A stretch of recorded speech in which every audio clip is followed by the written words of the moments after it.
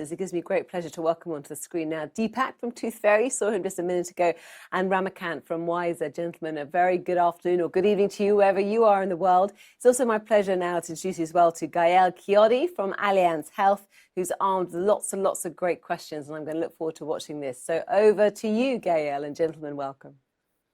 Thank you, Emma. Hello, everyone, and thanks for joining us today, Ramakant and Deepak. I'd like to start this panel and this conversation by asking you, Ram, if you do believe that those health apps with all the artificial intelligence, that they carry nowadays, if you do believe that those apps can really make the medical decision, can do the diagnosis. And I'm not talking at all about what Andre did mention earlier about the symptom checker app that are very safe and known to do the preliminary diagnosis, but more about the other apps. I think, Gail, first of all, thank you for having Wysa and me here. It's a pleasure. And probably one way of looking at it is through the lens of safety. The other is to look at it through the lens of ethics and saying, is it right for just a completely non-human intermediated way of diagnosing somebody? I don't think we are there yet. And I don't think we will probably reach that point. AI will always play a very important role in providing another input into a clinical decision. But in the end, it is probably right that a clinician always makes the final call. And it will get more sophisticated. The AI and decision-making support will get more sophisticated. But ultimately, it has to be a judgment call, at least I believe, of a clinician. Deepak, do you have any thoughts on that one as well about this? Yeah, it's echoing what Ramakant said there. I think the final decision, unfortunately, is too high risk for a software or computer to make. But the question also asked about decisions. I think there is definitely a place for AI to make medical decisions, which don't have to be diagnoses. So things like triaging, signposting, repeat prescriptions, and even differential diagnosis. So I think it has a massive place in that aspect, especially to kind of remove the burden of doctors and dentists and clinicians in actually being able to treat the right people at the right time. So yeah, not diagnosis yet, but decisions, I believe so. Okay, so it's all about decision to help really the preliminary diagnosis, as we said, definitely. Question about us, customers, how do we make sure that those apps are protecting our privacy, with all the sensitive data that we are putting into those apps? How do we make that happen? Deepak, do you want to start? Yeah, sure. I mean, look, just with my sort of doctor's hat on, there always has to be a respect of sort of patient autonomy. A patient's information is theirs to lend to us for us to make medical decisions, and we have to educate them very early on in the journey that that's their information, it's their property, and they're simply lending it to us. And at any point, they can retract that. And patients can look at particular apps from example of Toothfairy, Cyber Essentials certification, GDPR compliance, ISO certification. These kind of things should be clearly displayed. We're now seeing privacy notices need to be clearly displayed within apps and websites. And I think there's some big changes happening from the tech world. Apple in iOS 14 introduced a aspect where every app, every time you open it, you have to opt in that you're allowing it and permitting it to track you, which kind of decimated the open door policy of information being shared across apps and cookies. And then in June 2022, here at Toothfairy, we had to completely re-engineer the app because Apple introduced a delete account button, which is at any point, a single click of a button through a patient allows them to remove their account and any information. So we're seeing a lot of big major changes that's empowering the patient to actually hold their privacy, with sort of uphold that and also remove any information in that aspect. So there's some positive changes occurring, and I think certification along with privacy notices is a good way to do that. Ram, you want to add anything? Yeah, absolutely, Gail. At Wysa, we've now had 500 million conversations on the platform. So there's a lot of data which we have to protect and which we need to think about. Probably it's the world's largest corpus of conversational data of this kind. And as when we set up Wysa, I think we took some very fundamental design decisions, saying that like there were 4 principles we were thinking about. One was minimize. So if you don't need the data, don't ask for it, and definitely then don't store it.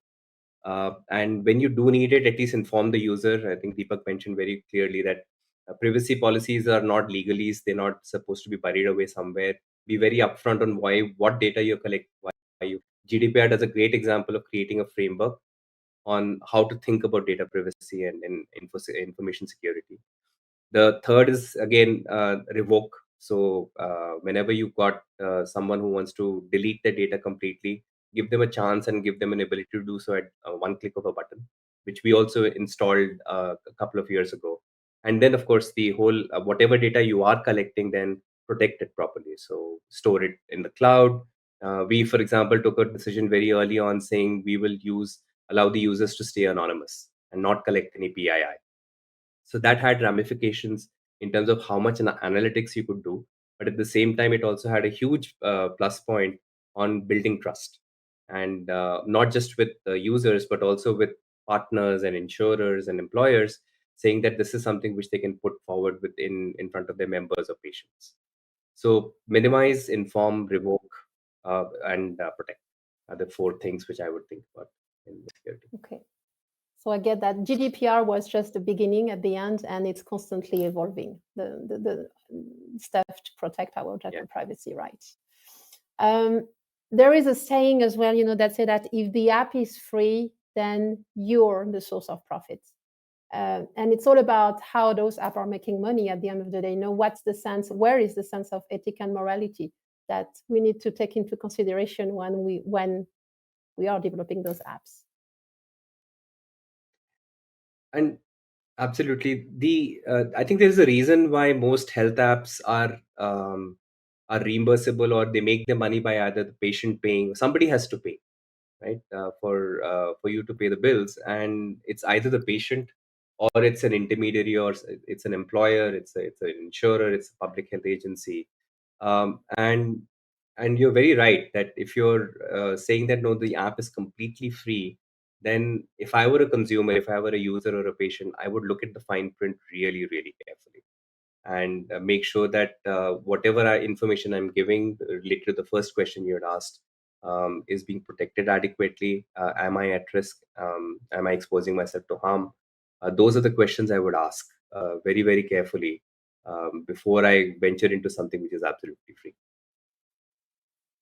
Deepak, you'd like to add anything here as well? Yeah, I think medical apps generally are quite good at signposting patients. They're aware that there's a service, and usually that comes at a particular cost. So that's usually a very good idea of an app, unlike, I guess, social media or networking apps, which harbor different kinds of data. There's an interesting debate happening within medical apps right now about how to consume as much data to train AI models. So there are some apps which are now free. You will submit data within that could be images, etc., and they will use that to train their model. And there becomes an interesting debate at what point do we encourage patients to participate in that, because AI will only become as good as we want it to be when there's enough of a data set.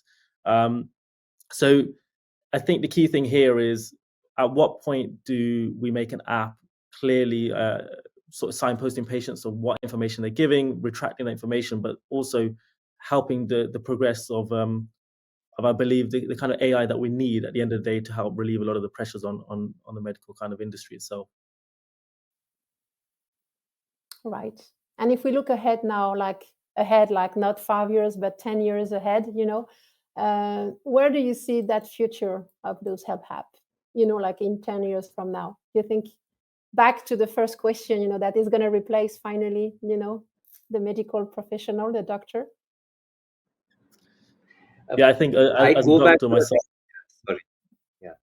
Go ahead, Deepak. Yeah, sorry. Yeah, I was just saying, as a doctor myself, probably the aim and the goal, hope is one day it doesn't replace us. But I think the AI has in health apps in the next 10 years, we'll see a massive linkage with, I think, wearables. As you started the session earlier, we know wearables are a big booming aspect of health. Personally as well, I think that the behavioral change we've had through COVID has been incredible. We've seen patients adopt digital health solutions, especially things like dentistry, at a mass level, which probably would have taken a decade to achieve, which has happened during COVID.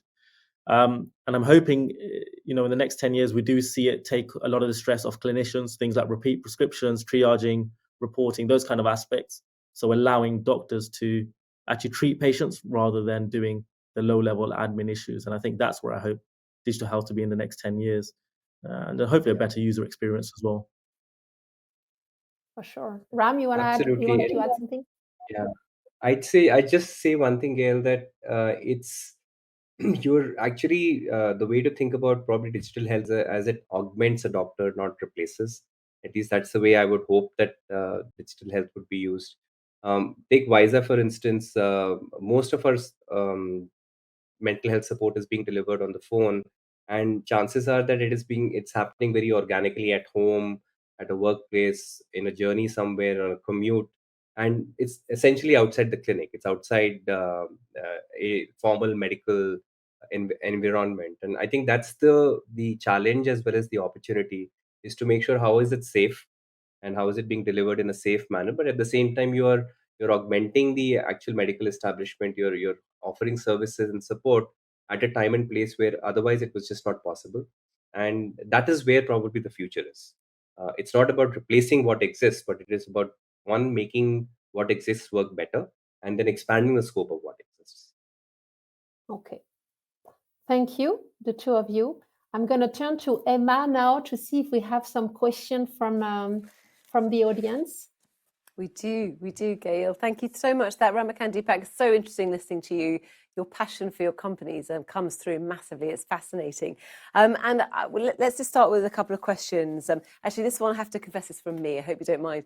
But one issue maybe you could address for me is the digital divide. I mean, you are flying at 100 miles an hour and the future is very rosy, but is there a danger that we have, especially in healthcare, as we have in other areas of society, people who can get involved because they have access to the internet and a mobile phone, and those who haven't, they get kind of left behind? In an ideal world, what would you like to see? I don't know, Ramakant, you're nodding. Would you like to start with that one?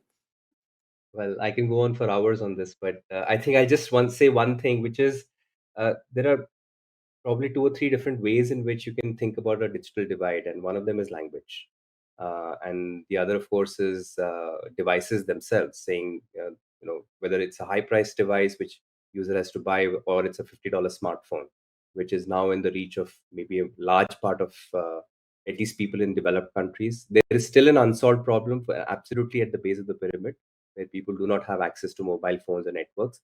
That, thankfully, that percentage of people is shrinking every year.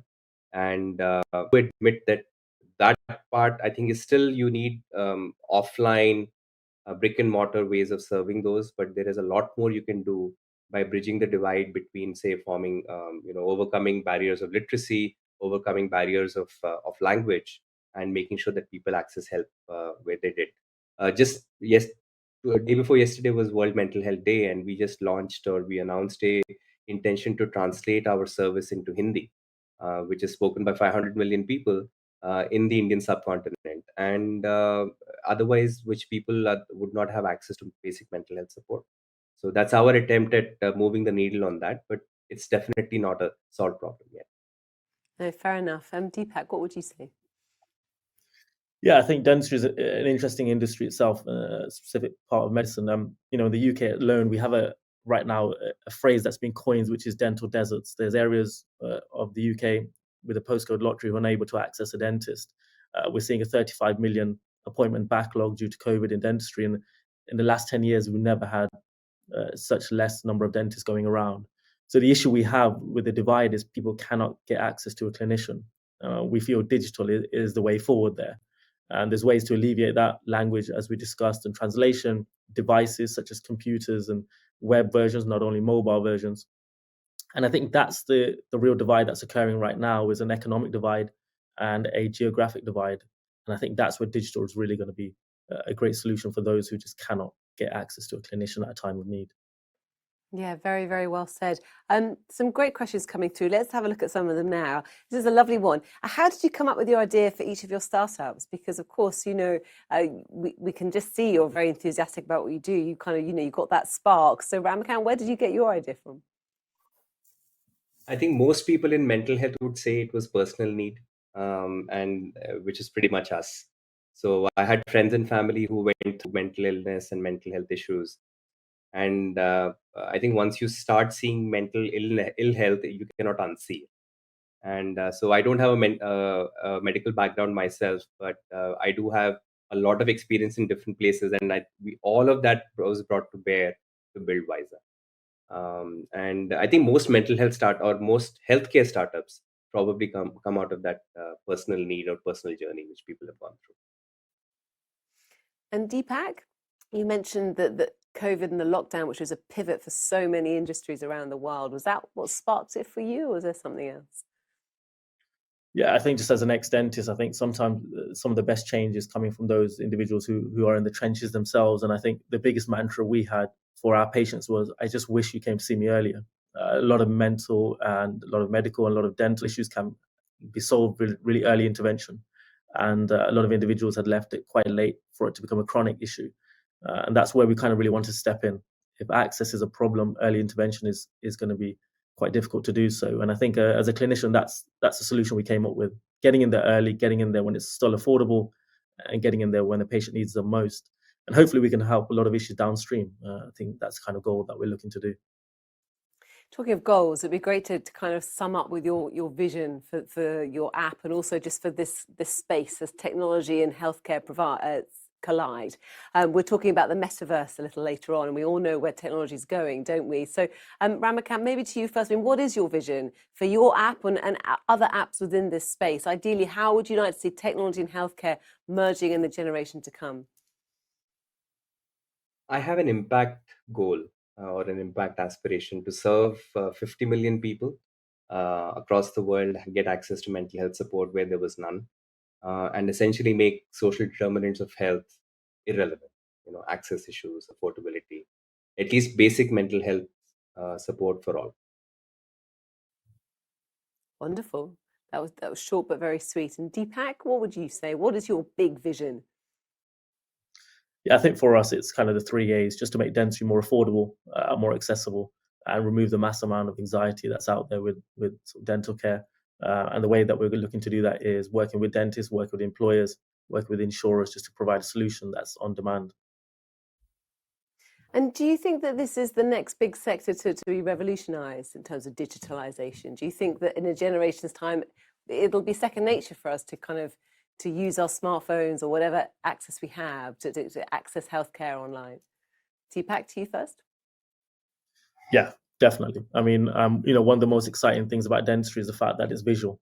Simple images of the mouth. We're seeing incredible amounts of development of just mobile phone cameras. So unlike areas of some parts of medicine, which requires symptoms to be very clearly outlined before a dentist or a doctor, can make a good diagnosis, visual aids, which is cameras, and now with iOSs and Androids developing augmented reality and LiDAR trackers, so measuring aspects of the body and objects using just a phone camera. That's the future now. Wearables linking in, showing you aspects of treatment and how that your wider body is feeding into your overall health. Yeah, it's just incredibly exciting. It's going to go more than just video consults in the very near future. Ramakant, what would you say? You're nodding. Yeah, well, I have a yes, but kind of answer, saying that absolutely this is the future, and the consumerization of healthcare, the fact that people are now taking more interest in their well-being, intervening earlier rather than waiting for things to get worse. All that drives towards, I think, democratization of healthcare and the growth of digital health as a sector. But it has to be done in a responsible and ethical manner. Information security, privacy, clinical safety. Make sure that it actually works and demonstrate outcomes. And I think I will catch me, which is the question you asked earlier, saying do not forget about the digital divide. There will be people who don't have phones or who don't have access to tech. Make sure they don't get left behind. Okay, that's a great point to leave it on. Thank you so much, Ramakant, Deepak, and Gail. We really appreciate your thoughts, and the best of luck. Do keep in touch and let us know how you're getting on. Thank you.